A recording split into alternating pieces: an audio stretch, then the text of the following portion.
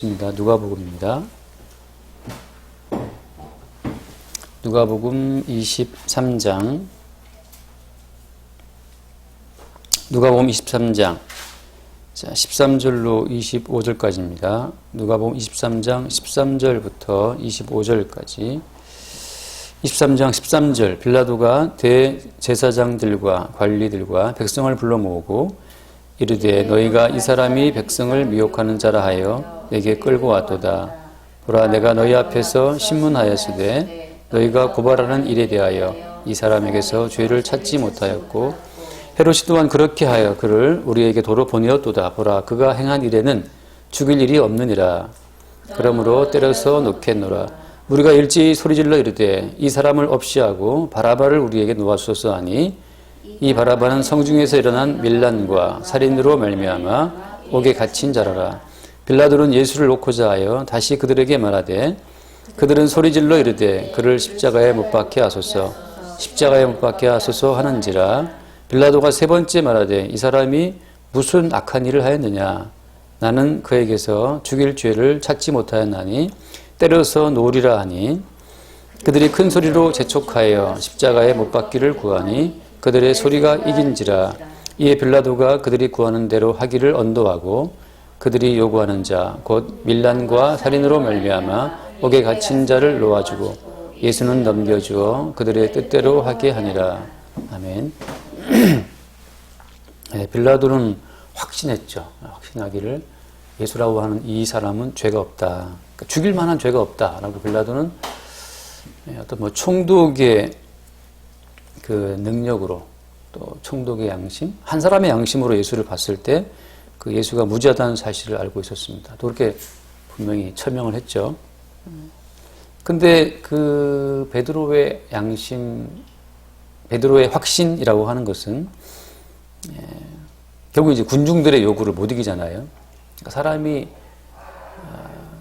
어떤 뭐 의지가 있다, 착하다, 양심적이다라고 하는 것은 어떤 보이지 않는 큰 흐름을 못 이긴다고 하는 사실을 보여주고 있습니다.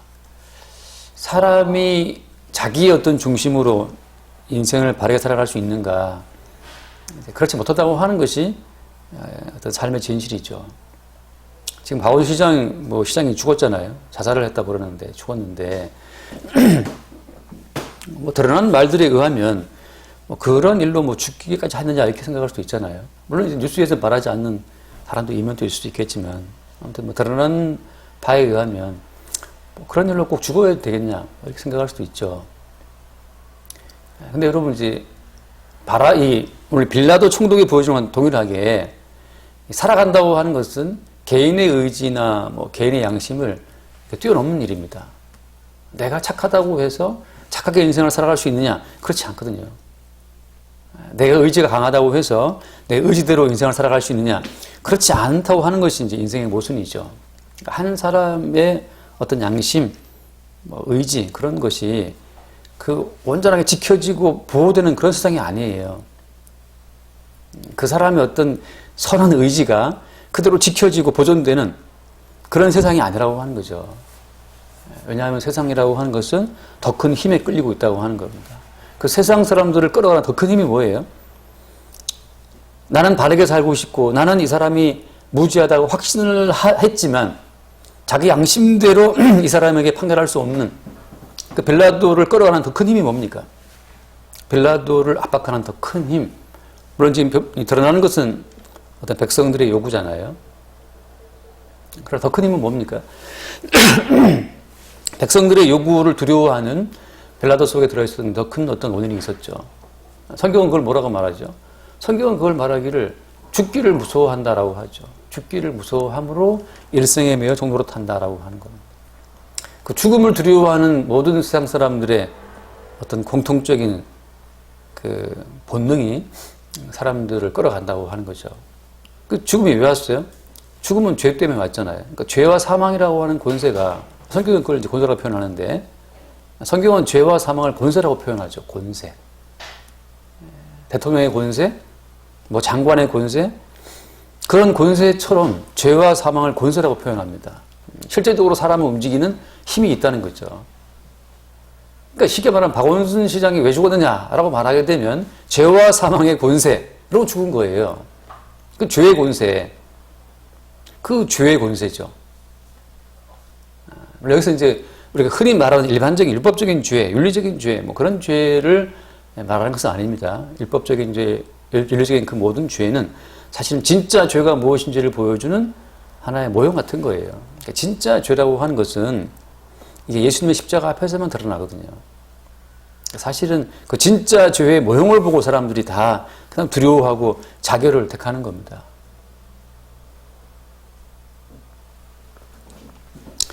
그래서 우리가 이 빌라도의 어떤 이 갈등, 고뇌를 보면서 내가 보기엔 분명히 이 길이 옳은 길이지만 내가 보기에 옳은 길을 갈 수 없는 어떤 인간의 고뇌죠. 내가 보기에 이 길이 바른 길이지만 그 바른 길을 갈 수 없는, 이것이 바른 길이라고 알고는 있으나 그 바른 길로 갈 수 없는 그 인간의 괴로움이라고 하는 것이 오늘 총독을 통해서 이렇게 보여지고 있습니다. 자, 그러면 이런 인간들을 뭔가 자기 나름대로 선악적 가치 판단에 의해서 이것이 선한 길이고 악한 길이다라는 것을 알았다고 칩시다. 알았지만 악을 버리고 선을 택할 수 없는 그런 어떤 환경 속에 하나님이 인간을 살게 했어요. 그게 에덴에서 추방된 이유죠. 그러니까 모든 인간들은 평생토록 무엇이 선인지를 알지만 그 선한 길을 갈 수 없고 부득이 본인이 알고 있는 악한 길을 택할 수밖에 없는 그런 아주 불합리한 모순적인 환경 속에 지금 놓여 있다고 하는 겁니다. 그런 환경 속에 하나님께서 그런 환경 속에 그들을 살게 하신 거죠. 그런 환경 속에 사람을 살게 하신 하나님의 그 의도는 어디에 있는 겁니까? 이러한 어떤 모순적인 환경 속에 사람을 살게 하신 하나님의 의도. 그러니까 우리가 한번 생각할 것은 뭐냐면, 뭐 공자월, 맹자월처럼 본인이 알고 있는 양심대로 살아갈 수 있는 세상인 것처럼 가르치는 것은 이 사람을 속이는 거예요. 세상의 본질을 모르고 환상, 꿈을 꾸고 있는 겁니다. 지금 문재인 정부가 처음에 했었던 캐치프레이즈가 뭡니까? 기회는 평등하고, 과정은 공정하고, 결과는 정의로울 것이다. 근데 그 미국의 유명한 이름 생각난다. 그 롤스라는 사람, 그 존 롤스라는 사람이 말한 정의론에 나오는 구절이거든요. 제 신도 다닐 때 그 기독교 윤리학 가르쳤던 교수님이 그 존 롤스의 제자의 제자였어요. 그래서 아주 매일 그 롤스의 정의론 많이 말하셨는데, 그 롤스가 말한 정의론에 나오는 그 한 구절을 그대로 이제 인용한 건데, 교회는 평등하다, 과정은 공정하다, 결과는 정의롭다. 그게 롤스가 말한 정의론의 핵심이지만, 세상이라고 하는 것은 그렇지가 않다는 것을 그 도덕주의자들이 그걸 사람들을 사실은 속이고 있는 겁니다. 기회가 평등하다, 과정은 공정하다, 결과가 정의롭게 되고자 하는 것이 그들이 아는 선악적 가치 판단에 의한 그들이 아는 선의 세계지만 아무도 그 선의 세계를 갈 수가 없어요. 총독 빌라도가 보여주는 것처럼 그 길이 옳은 길이라고 알고는 있으나, 예수가 무죄하다고 알고는 있으나 갈 수 없는 약함이, 그들을 잡아끌고 있는 더 큰 권세가 그들 속에 있다는 사실을 그 아무도 말을 못하는 거죠.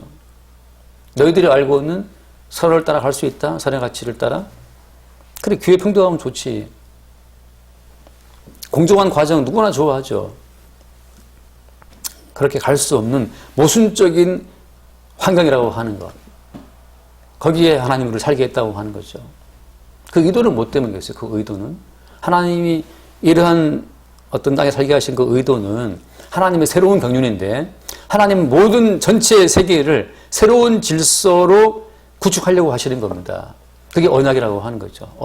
언약적 질서에 의해서 세워지는 새로운 세계, 그게 천국인데, 하나님은 처음부터 그 언약의 근거에 세워지는 새로운 세계를 만드시고자 모든 것을 계획하신 거예요. 그게 이제 언약적 경륜이라고 하죠. 언약적 경륜이라고 하는.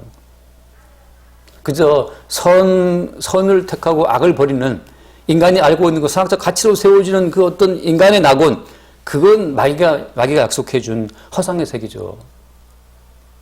그건 마귀가 약속한 허상의 세계입니다. 다시 말하면 롤스가 말한 그러한 세상은 이 땅 가운데 절대 없다는 사실을, 그 기회의 평등과 과정의 공정함을 그걸 무리하게 밀어붙이면 그게 레닌이나 누굽니까? 스탈린처럼, 모택동처럼 어떤 절대적인 어떤 주권을 가지고 몰아붙이는 독재가 돼버려요. 왜냐하면 기회라고 하는 건 다 달라요, 모든 사람들에게. 제가 예전에 색종이 가게를 할 때, 그때 알바를 하나 썼잖아요, 알바를. 그 아람에 살고 있는 아가씨 하나를 썼는데, 그 사람이 와서 뭘 원한 게 뭐냐 하면, 자기는 알바 시급 많이 못 찾는다. 그냥 집에서 공부가 안 되니까, 그냥 앉아서 잠깐 이렇게 공부도 하고, 시간 때우고, 그걸 원한 거예요. 그 사람이 생각하는 어떤 시급이라고 하는 것은 그냥 본인이 공부도 하고 시간 때울 수 있고, 그러니까 시급은 얼마 상관없는 거죠. 그 사람이 원하는 시급은 그런 차원의 시급이고, 어떤 사람은 정말 돈이 필요한 사람이 있죠. 이 사람은 어렵게 일을 해도, 힘든 일을 해도 꼭 10,000원을 받아야 돼, 시급. 그런 사람이 있고, 다 천차만별이라고. 근데 거기에 일괄적인 기준을 세워서 이것이 공정한 거야 라고 밀어붙이게 되면 그야말로 독재가 되는 거죠. 다양한 사람들이 생각하는 기회와 뭐 과정, 결과가 다 다르단 말이죠. 어떤 사람의 결과라고 하는 것은 조금 벌어도 저녁에 있는 삶을 추구하는 분들이 있고, 어떤 사람이 생각하는 결과라는 것은 저녁은 상관없어. 야근을 해서라도 돈을 많이 버는 사람, 그런 사람이 있을 거 아니에요. 어느 하나의 잣대를 이것이 공정하다, 이것이 정의롭다라고 밀어붙이게 되면 각 사람이 생각하는 게 다 다르기 때문에 결국은 어느 하나의 기준을 갖고 자로 세고 찍 긋는 것처럼 맞춤 자단할 수밖에 없어요. 그거는 그 이야기지만 지금 하나님께서 그런 세상 가운데 인간을 살게 하심으로써 그냥 인간들끼리 그냥 투정하고 싸우고 뭐 난리 소문이 이어지는 거죠.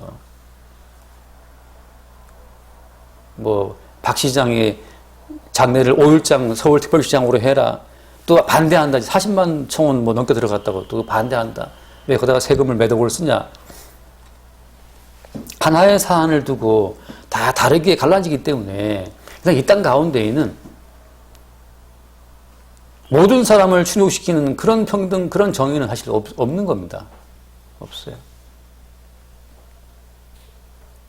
자, 그럼 하나님께서 의도하신 그 경륜이 뭐냐는 거죠. 오늘 말씀 보면 빌라도가 누구를 불러 모읍니까? 13절 말씀에 13절 빌라도가 대제사장들과 관리들과 백성을 불러 모으라고 했죠. 대제사장들과 관리들과 백성들, 유대인들이죠. 다 불러 모아서 그들 앞에 이야기합니다. 예수는 죄가 없다. 자, 그러나 어때? 그러나 대제사장들과 서기관들이 봤을 때에는 예수는 어때? 예수는 십자가에 못 박아 죽여야 될 죄인인 거예요. 자, 결과적으로 어때? 결과적으로 어떻게 됩니까? 결과적으로 유대인들과 로마 총독 빌라도가 다 같이 일치 단결함으로 말미암아 예수를 십자가에 죽게 하죠. 모든 인류라고 하는 것이, 모든 인간이 예외가 없어요. 지금 오늘 이 모든 말씀은 뭘 말해주는가 하면 모든 인간들에게 예외가 없다는 거죠. 그들이 의도를 했든 하지 않았든 유대인들은 의도를 한 것이고 죽이기로, 빌라도는 의도하지 않았죠. 정상적인 총독의 업무를 보고 있는 중에 유대인들이 우르르 몰려와서 재판해달라. 뭐 재판할까? 이 예수는 이거 죽일 놈이다. 빌라도가 이 신문을 해보니까 이거 죽일 만한 뭐 아무 근거가 없어요. 그래서 얘는 이 친구는 죽일 만한 죄가 없다. 라고 빌라도는 의도하지 않았지만 어때요? 결과적으로는 예수를 죽이는 것으로 언도를 해버리죠. 재판관의 권리로 사형 판결을 내려버립니다. 의도를 했든 하지 않았든 모든 인간은 예외 없이 예수 그리스도를 십자가에 죽이는 그쪽으로 연합되어 있다고 하는 그 사실을 보여주는 것이 오늘 본문이 말하고 있는 핵심입니다. 그래서 나는 그렇지 않지. 내가 예수를 왜 죽이겠어. 이런 유대인에게 벌어진 역사, 이스라엘 역사가 왜 성경에 이렇게 써있냐 하면 이스라엘 역사라고 하는 것은 전 인류 역사의 모델입니다. 모델이라고 아시죠? 우리 은사는 모르겠지만. 원래 이 논에다가 이 벼를 심기 전에 모판에다가 이렇게 모씨를 뿌려갖고 이제 뭐를 자라게 하잖아요. 조금 자랐을 때 이제 이렇게 모판에 좀 자라나는 그 어린 그 벼를 이제 논에다가 옮겨 심는 게 이 모내기거든요. 어릴 때도 모내기를 해봤는데 무지 허리가 부러져요. 계속 이 허리를 숙이고 이렇게 모를 이렇게 심어야 되니까. 또 모를 이렇게 잡아 모를 이렇게 깊이 나서 꽂아야 되니까 이것도 쉽지 않거든요. 그 모판에 심겨진 모가 이제 큰 논에 이제 다 옮겨 심어져서 이제 쑥쑥 자라는 것처럼 이스라엘 역사는 뭐냐? 그 모내기, 그 모판에 심겨진 모와 같은 거예요. 이제 이스라엘 역사 자체를 주님께서는 전 인류 역사로 옮겨 심으시는 겁니다. 그래서 이스라엘 역사를 보면 이스라엘 역사가 전 인류 역사의 그 축소판이 함축되어 있는 결정체라고 하는 거죠. 그래서 오늘 이 본문 말씀 가운데 빌라도 로마 제국과 유대 왕국이 결합됨으로 말미암아서 의도를 했든 하지 않았든 전체 그 당시 전 세계죠.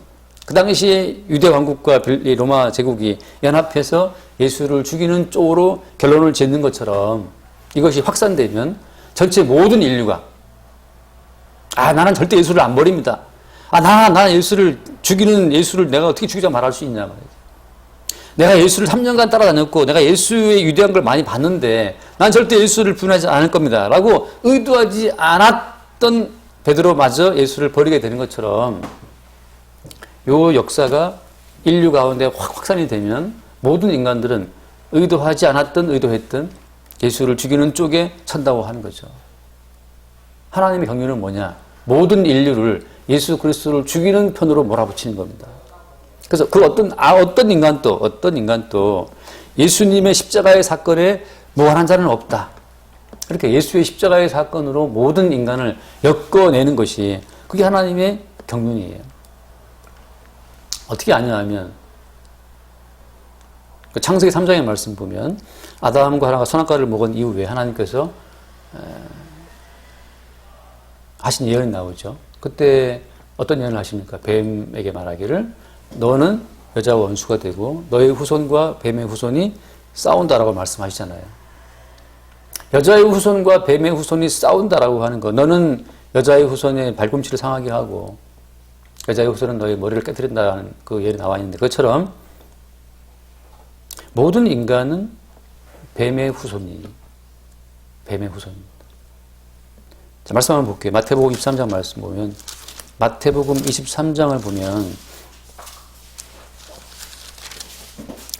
23장 33절 말씀 볼까요? 33절.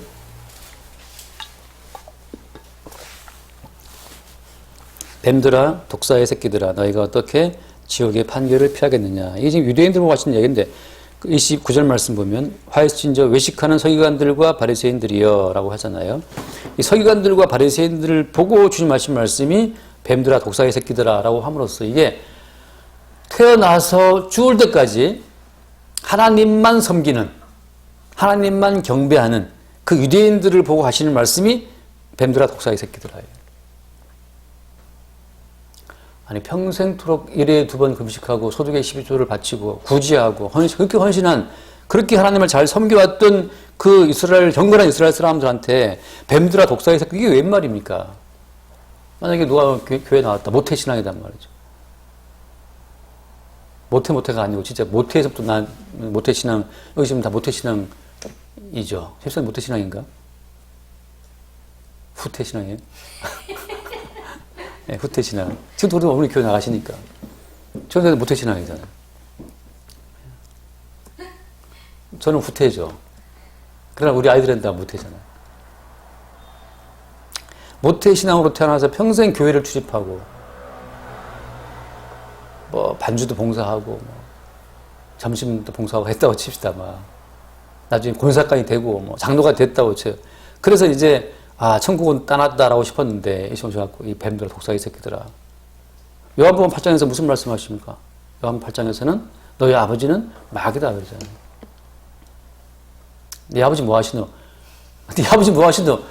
우리 아버지 마귀입니다. 이거거든요. 네 아버지 뭐 하시노? 그러니까 네가 네 아버지 욕심을 따라 하는 거 아니냐고 이제 좁힌단 말이죠. 그러니까 너희 아비의 욕심을 따라 너희도 행하고자 한다라고 주님이 요한복음 8장 몇 절 44절에서 책망하시잖아요. 요한복음 8장 44절 너희는 너희 아비 마귀에게서 났으니 너희 아비의 욕심대로 너희도 행하고자 하느니라. 너희 압이 마귀에서 났기 때문에 너희 압의 욕심대로 너희도 행하고자 한다 말이죠. 행하고자 한다. 그 압의 욕심이 뭡니까? 하나님처럼 되고 싶은 거, 하나님처럼 올라가는 거. 본인이 본인 인생의 주인이라고 깝치는 거죠. 내가 갑이라고. 여러분, 우리가 우리 인생의 주인이 아니잖아요. 그러나 선악과를 먹었고 마귀가 우리 아버지이기 때문에 항상 우리 의식 가운데에는 내가 내 인생의 주인, 내가 아니면 누가 내 인생 지키냐, 이거 깔려 있어요. 내가 아니면 누가 내 인생을 지키냐고 항상 믿고 있죠. 그러니까 어때요? 에이, 죽는 것도 내가 죽어야지 하고 본인이 죽어버리는 거죠. 그냥. 유다랑 똑같죠. 다 지금 뭐 박원순들이 뭐라 하는 것이 아니고 죄의 권세가 각 사람의 역설을 하면 그런 양상이 드러난다고 하는 겁니다. 유다가 목매달아 죽는 것처럼 얼마나 뭐 허망해요. 서울특별시장인데 삼선 최초의 민선 삼선시장인데 도대체 무슨 사연인지는 뭐 모르죠. 수사를 안 하니까. 드러난 거 가지고서 뭐 성충이라 그러지만 그것 때문에 죽나 싶기도 하고 물론 뭐 부끄러워서 죽을 수도 있겠지만 그 죽을 때 어떻습니까? 그게 바로 인간이 선악과를 먹고 자기가 자기 인생의 주체라고 굳게 믿고 있는 그 마귀가 심어준 헛된 믿음이라고 하는 거죠. 그 아비의 마귀 욕심을 따라 행하자 하는 거예요. 내가 내 인생을 책임지겠다. 내가 실수했어. 내가 책임지고 내가 죽을게. 유다처럼 내가 예수를 팔았어. 내가 책임지고 죽지 뭐. 그건 책임을 지는 것도 아니죠. 아비의 욕심대로 한다는 것은 본인이 본인 인생의 주인으로서 행하려고 하는 거. 그게 그 주인이라고 하는 거예요. 청구하는 거? 그거 내가 해야지. 그거 내가 어떻게 하면 청구할 수 있어? 예수 믿으라고. 예수 믿을게. 그 본인이 본인 인생의 주체가 되어서 예수도 믿고, 기도도 하고, 뭐 방언 어떻게 받아? 방언 기도도 하고, 본인이 계속 본인의 주체성을 강화시키는 방향으로 천국으로 가려고 하는 그 시도가 그게 아버지 욕심 따라 행하는 거예요. 야, 네가 의도한다고 천국할 수 있다고 생각하는 거야, 진심으로? 진심 너는 네 의도대로 네 인생이 된다고 믿는 거냐, 지금?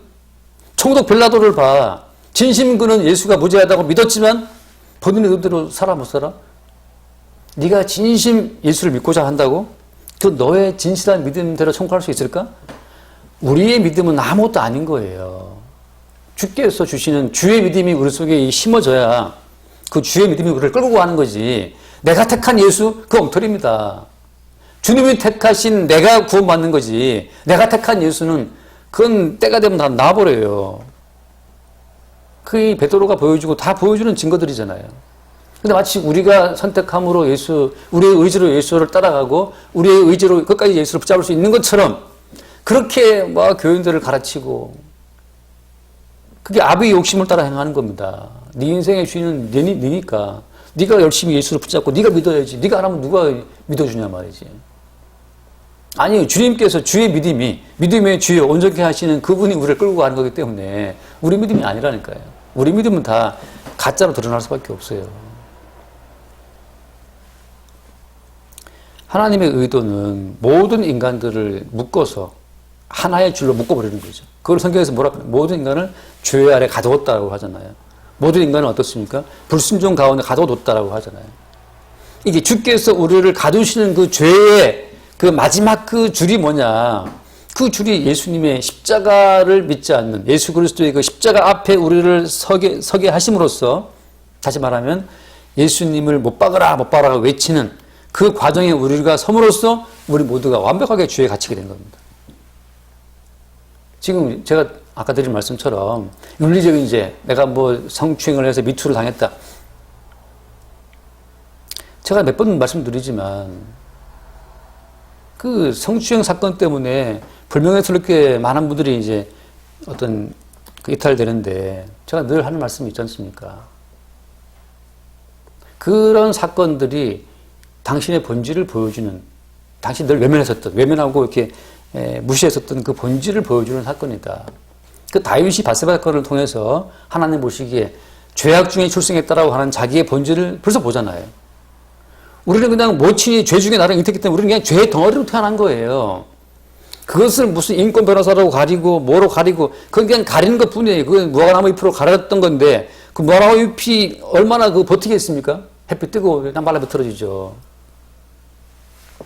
인권 변호사라고 가렸어. 뭐 부천 그 성공부터 해서 그 박원순 변호사 유명하게 된 사건이 뭐 서울대 우조기 사건부터 알려졌잖아요.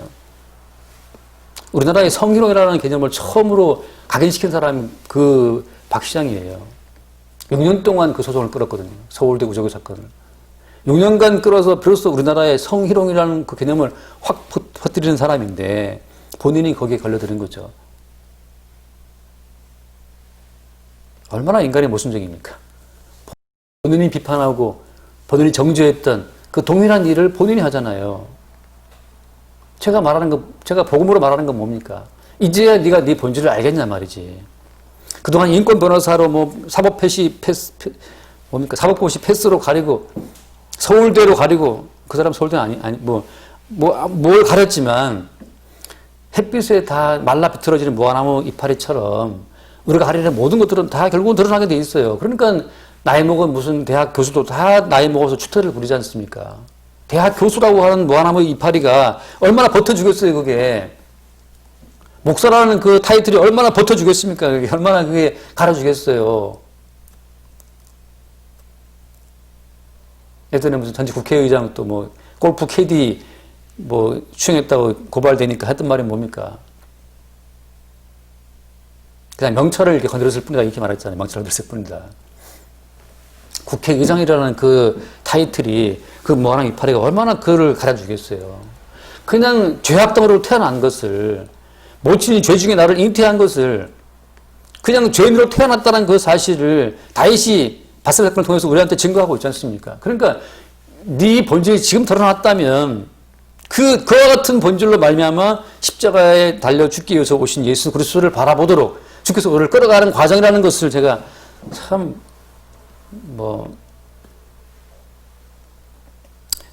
그분한테 말씀드릴 기회는 없었어요. 이상하게 사건 저지르면 꼭 어디로 가버리셔갖고 보이지가 않더라고요. 잠적됐어요. 그러나 제가 늘 안타깝게 생각하는 건 그겁니다. 그들이 그런 사건을 통해서 십자가의 예수를 만날 수 있다면 오히려 율법을 통해서 이루어지는 그 사랑의 완성을 그들이 증거할 수 있는 겁니다. 나 같은 쓰레기도 우리 주께서 용서하셨다는 그 사실을 증거하는 것.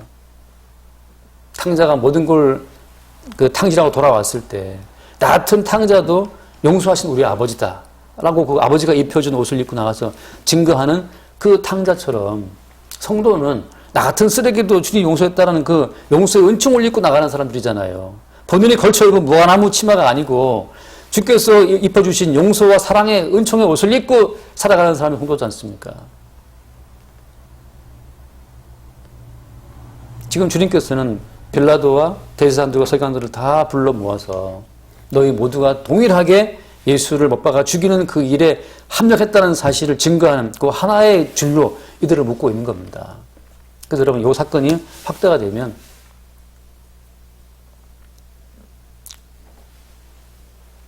어떻게 되냐면 우리가 예수님을 증거할 때 너 예수님 어떻게 생각하냐? 이거 뭐 영어로 어떻게 하지? 예수에 대해서 어떻게 생각해? 라고 물어본다면 What do you think about Jesus Christ? 그러면 뭐라고 답하겠어요? 아, 예수님 알지. 예수님 좋으면 사대서인 중에 한 분이 예수님 훌륭한 십자가 지고 죽으신 분이구나 나올 거 아니에요. 그 예수를 어떻게 생각하냐? 그건 다 엉터리입니다. 그건 가짜예요. 예수님에 대한 생각을 물어본 다들 사람들이 그래도 예수는 훌륭한 분이라고 말하는 분들이 물론 있어요. 물론 이제 그 중에 어떤 놈들은 아직까지도 예수님은 뭐 마리아가 처녀로 어떻게 애를 낳을 수 있느냐 말도 안 된다. 사생하다 그것은 하고 이제 뭐 말이 많고 심지어 그 예전에 그 유명한 소설가는 뭐였습니까? 어떤 소설가는 또 말하잖아요. 예수님이 뭐 막달라 마리아랑 결혼을 가지고서 프랑스 파리에 살아가지고서 거기서 뭐 생겨난 민족이 어떤 그런 말 그 책 이름이 뭐였죠? 그런 사람도 있고 뭐 다양한 예수 그리스도 최후의 유혹부터 해서 뭐 많은 썰들이 있잖아요. 그러나 대다수 예수에 물어보면 그 인간적 예수를 말하죠. 성경에서 말하는 성경에서 증거하는 복음은 어떻습니까? 그냥 예수를 증거하는 게 아니에요. 성경은 어떤 예수를 증거하나요? 성경은 십자가 못 박힌 예수를 증거합니다. 다시 물어봐야 돼요. 뭘 물어봐야 되느냐? 너 십자가 못 박혀 죽으신 예수를 어떻게 생각하냐고 물어봐야 돼요.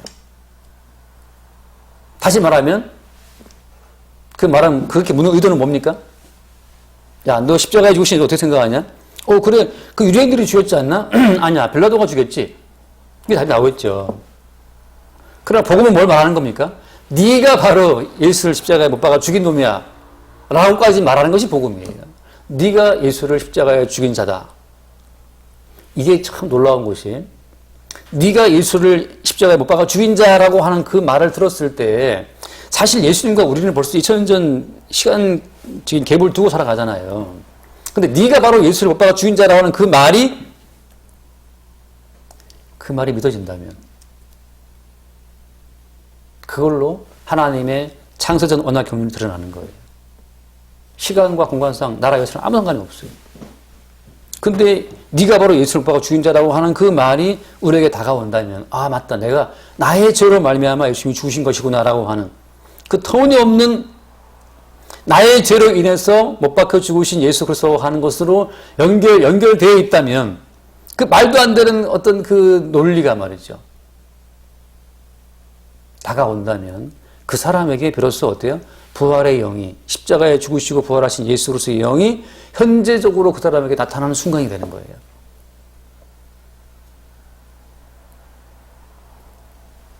이것은 이성적으로 말도 안 되는 소리고, 지금도 많은 분들이 주장하죠. 아담이 선악과를 먹었다? 그래서 하나님께서 아담을 저주했다? 나는 왜? 나는 선악과를 본 적도 없어. 내가 본 건 수박이나 뭐 사과는 봤지만 마트 가갖고 어느 마트를 가도 선악과는 없더라.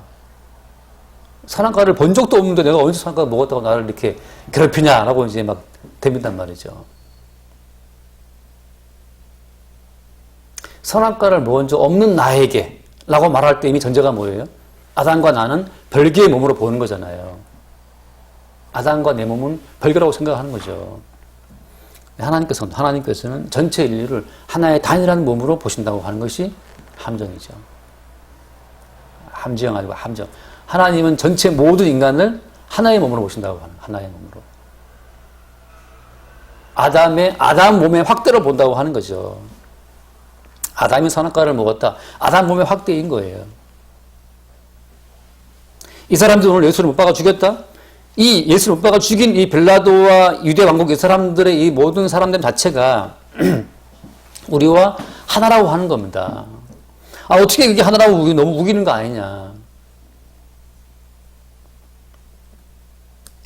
물론 이거 말하자면 길기도 하고, 또 말하자면 제가 부득이 또 양자 물리학까지 끌고 들어와서 뭐 약간 이게 억지를 부려야 되는데, 일단은 성령으로 말미암아 이것이 이해 다가오는 것이고, 제가 조금 비유적으로 말씀드리면 그렇습니다. 원자핵이 여기 있다고 치면, 주먹만한 게 있다고 치면, 전자는 지금 용산, 강남, 거기 돌아다니고 있다는 거 아니에요, 우리 몸 자체가. 도대체 납득이 안 가죠. 근데 이런 생각 해봐요. 제가 만약에 어떤 사고를 당해 제가 손이 떨어졌다, 손이 토막이 나가지고 이 손이 저리 굴러가갖고 지금 한 10사람 손하고 다 섞였다고 칩시다. 사고가 나서. 시체가 다 깨져갖고 지금 섞여 있어요. 그럼 그 섞여 있는 중에 내 손을 내가 찾을 수 있을까요? 만약에 우리가 다 사고가 나갖고 다 토막이 났어, 시체가. 근데 내 손, 지영자매 손, 여기 뭐 최입사 손, 뭐 은사 손 다 섞여 있다고 쳐요. 거기서 딱 보고 나서 우리 한종윤 집사님 신랑은 딱 보고 지영이 손이 여기 있다. 지영이 손을 딱 이렇게 고를 수 있을까요? 그 많은 손 가운데서 딱 보자마자 이거 지영이 손 하고 알 수 있을까? 반지 없고 아무것도 없는데 매니큐어도 없다고 쳐봐요. 살 수 있을까? 그럼 좀 상상을 많이 해보거든요. 내가 죽었는데 과연 내 집사람이 내 손을 찾을 수 있을까? 그래서 항상 제가 스스로 내 손 왼손에 색깔형으로 여기 점이 하나 있어. 이걸 보고 내 손인 줄 알아라. 이렇게 농담처럼 말했는데, 가끔 저도 자다가 깨서 내 손을 볼 때 내 손인가 싶은데 어느 순간 은규손일 때도 있어요. 은규손이었는데. 은규손은 좀 작아서 뭐 또 털어나가게 생겼네. 분리를 할 수도 있지만, 사람이 내 거라고 인식하는 것은 나에게 가까이 있기 때문에 내 거라고 인식하는 거거든요. 가까이 있기 때문에. 가까이 있기 때문에 인식하는 거기 때문에 멀리 있으면 내 거라고 인식이 안 되죠. 이 손이 잘라서 멀리 있으면 내 손이라고 인식이 안 돼요. 갖다 붙인 인공손이 내 손이라고 인식이 되죠, 오히려. 다시 말하면 내 거라고 하는 그 나의 주체의식이라고 하는 이거 자체가 이게 허상이라니까요. 하나님 보시기에 너희 모든 인간들은 한 덩어리입니다. 한 덩어리. 그래서 주님께서 아수르 군대 18만 5천 명을 죽일 때 한 사람처럼 죽여버려. 한 사람처럼. 한 사람처럼 죽여버리는 겁니다. 다 흙덩어리예요. 그냥. 다 원적 덩어리입니다. 그 한 덩어리 자체를 주께서 다 끌어모아서 죄 아래 가두었다라고 말할 때 율법적인 죄로 그들을 가두은 것은 하나의 모형이었고 그 모든 율법의 마지막은 뭐였냐? 마지막은 십자가 앞에 그들을 세움으로써 모든 인간들이 예수님의 십자가에 연관된 예수님의 십자가 살인 사건에 연루된 자로 공범으로 만들어버리신 거예요. 공동정범으로. 모든 인간은 십자가 사건을 유발한 예수님을 잡아 죽인 살인자예요. 살인자이기 때문에 율법에 의하면 어때요? 사람을 죽인 자는 죽여야 되겠죠. 그래서 유대인들과 로마 제국 이 사람들이 예수를 죽이는 그 순간 어때요? 전체 인류는 예수님을 죽인 살인범으로 함께 개입하게 되었고 예수를 죽인 살인범으로 개입하게 됐기 때문에 어떻습니까? 예수를 죽이는 순간 자기들도 율법에 의해서 그대로 죽임을 당해야 되는 상황에 빠져버린 거예요. 내가 얘를 죽이는 순간 나도 죽는 그 상황에 빠진 거죠. 한번 따라 합시다. 그리스도가 죽었은즉 모든 사람이 죽은 것이라. 고린도후서 5장에 그렇게 바울이 말했는데 고린도후서 5장 14절 말씀 보면 14절 그리스도의 사랑이 우리를 강권하시는도다. 우리가 생각하건대 한 사람이 모든 사람을 대신하여 죽었은즉 모든 사람이 죽은 것이다. 한 사람이 모든 사람을 대신하여 죽었기 때문에 모든 사람이 죽은 것이다. 예수 그리스도의 죽음이라고 하는 것은 모든 사람의 죽음을 끌어안고 죽으신 거예요. 곧 예수를 죽이심으로 그들 모두가 죽게 된 겁니다. 자, 이 말씀을 마무리 정리를 합시다. 이 하나님께서 의도하신 것은 드디어 오늘 모든 인간들, 모든 인류를 예수 그리스도의 십자가 앞으로 끌어모아서 모든 인간이 일치단결해서 예수 그리스도를 죽이는 일에 합류하게 되었다는 사실입니다. 심지어 어때요? 심지어 그들은 누구를 놓아달라고 그랬어요? 사람을 죽인 밀란과 살인으로 말미암아 갇힌 수감되어 있었던 그 바라바를 놓아달라고 요구하죠. 이게 여러분 얼마나 평상시 인간들에게 모순되는지를 한번 생각해 보세요. 예수님은 누구를 죽인 적이 없잖아요. 예수님은 누구를 죽인 적이 없고 오히려 많은 사람을 살렸고 오히려 많은 사람들한테 떡을 나눠주셨던 분이고 오히려 많은 사람들의 병을 고쳐준 분이에요. 예수님은 누구한테도 해를 끼친 분이 없는 분입니다. 그럼 당연히 예수님과 바라바 중에 누구를 택해야 되겠어요? 정상적인 인간의 이성이라면? 정상적인 인간의 양심이라면 당연히 그들 유대인들에게 도움을 끼쳤던 예수를 택해야 되겠죠. 저분을 사면해달라. 6월절 맞이해 특별 사면권을 행사할 수 있기 때문에 6월절을 맞이해서 총독이 행사하는 특별 사면권에 예수를 넣어달라고 그들이 요청해야 마땅하잖아요. 실제 유대인들의 아픈 분들을 고쳐주고 귀신을 쫓아내고 착한 일을 두루다름 했기 때문에. 근데 참 놀랍죠. 근데 어떻게 평상시에 그들이 그렇게 증오했었던 살인자, 요한복음에서는 강도라고 하잖아요. 강도라고 불리는 살인자를 놓아달라고 그들이 요구했을까요? 납득이 됩니까? 우리 입장에서. 근데 조두순이를 살려달라. 그리고 예를 들면 안철수? 대구 가서 병원 가서 땀 젖도록 봉사했던 안철수를 그놈 죽여버리고, 그럼 철수를 시키고, 조두순이를 살려달라. 혹은 또 누굽니까? 강호순님 이런 분 있잖아요. 유영철. 정상적인 사고로 가능하냐 말이죠, 그게. 살인 강도를 놓아달라고, 사면해달라고 건의를 하고, 한 사람도 죽인 적이 없는 유대 사회를 착한 일을 했었던 예수님을 죽이자고 외치는 이건 뭘 말하는 거예요? 모든 인간들은 죄와 사망의 권세 아래 갇혀 있습니다. 유대인들 입장에서는 유대인들의 존재의 기반과 의미를 싹 다 뭉개버린 그 예수를 용서할 수가 없죠. 왜? 그들은 평생도록 하나님을 섬겨왔잖아요. 근데 말씀하시기를 야, 네 아버지는 마귀다. 그럼 그동안 섬겨왔던 하나님이 누구란 뜻이에요? 그동안 그들이 섬겨왔었던 그 하나님이 마귀란 뜻이거든요. 자신들이 하나님이 아니고 마귀를 섬겨온 거라면 그들이 행했던 모든 행동이 다 죄가 되는 거예요. 다 죄가 되는 거죠. 마귀를 섬겨왔던 우상 숭배였다고 하는 거죠. 그걸 선지자들이 늘 말하잖아요. 요즘 에레미야 보고 있는데 선지자가 말하는 그 핵심이 말은 뭡니까? 너희들은 지금 우상을 섬기고 있다. 그들은 열심히 하나님 섬기고 있는데 그 하나님이 사실은 그게 바알이었다는 거예요. 엘리야 말한 것처럼 바알이 하나님인지 여호와 하나님인지 한번 해보자 라고 엘리야가 도전하잖아요. 지금 예수님께서는 야 니들이 섬기고 있는 건 마귀야. 그들 입장에서는 말도 안 되죠. 그들이 어릴 때부터 이성으로 관습으로 양심으로 평생토록 섬겨서 이제 천국을 딱 따놨는데 지금 예수 모셔갖고 야 사실 니들이 마귀를 섬긴 거야. 너들이 행했던 금시 구제 그거 다 마귀를 섬긴 거기 때문에 다 무효. 다 그건 죄야 오히려. 니들은 지옥 간다. 그 세리와 창기와 죄인들이 오히려 천국 간다.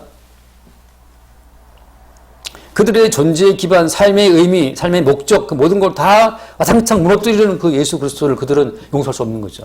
바라바를 살린다고 하는 것은 바라바는 언제든지 어때요? 그들이 알고 있는 율법적인 체계로 정죄할 수 있고 죽일 수 있지만 예수 이 양반은 본인들이 갖고 있는 모든 율법적인 체계 자체를 믿음의 체계를 종교의 체계를 다 부정하는 존재이기 때문에 살릴 수가 없는 거죠. 존재의 의미를 말살하잖아요. 예수님이. 그들의 존재의 의미는 하나님을 섬기는 믿음 위에 세워져 있었는데 그거를 부정하니까 얼마나 그들이 분개 있겠어요. 사람은 자기 삶의 의미를 스스로 찾지 못하면 죽는 거예요. 무엇이든 간에 자기의 의미를 사람 스스로 부여하게 되어 있습니다. 그게 없으면 인간은 불행해지는 거예요. 사람이 우울함을 느끼는 것은 사명감이 없어, 사명의식이 없어 그렇거든요. 왜 사는지를 모르기 때문에. 자살을 왜 자살하는 건, 왜 사는지를 모르고 자살하는 거죠.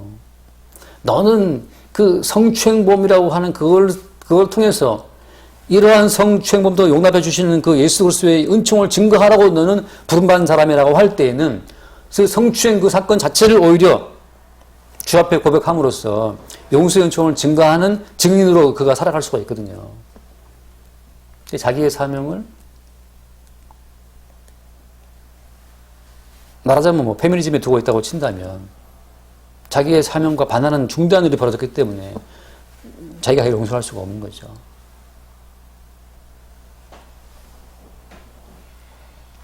오죽하면 이 사람들이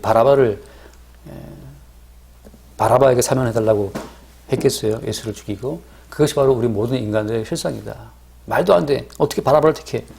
예수님 말 좋으신 분인데. 예수님 덕분에 지금까지 먹고 살고 있지만 우리가 얼마나 예수를 수시로 원망합니까?